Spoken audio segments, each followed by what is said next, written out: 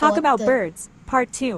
Coefficient greater cocal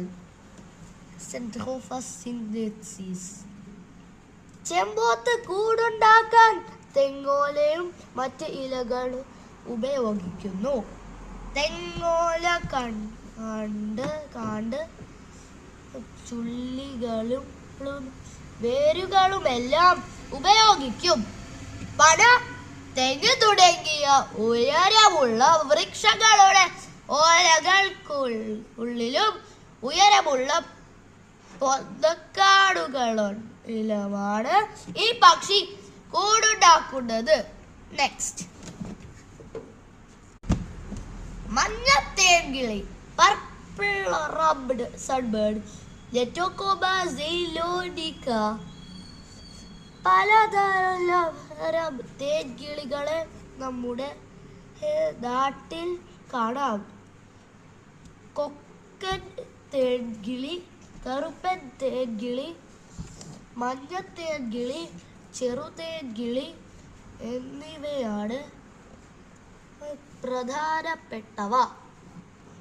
ഇവയുടെ എല്ലാം കൂടുകൾ ഏറെക്കുറെ ഒരുപോലെയാണ്. നാരുകളും വേരുകളും ചേർത്ത് അതിന് പുറത്ത് കരിയിലകളും മാറകളെയും പിടിപ്പിച്ചാണ് കൂട് നിർമ്മാണം. അകത്ത്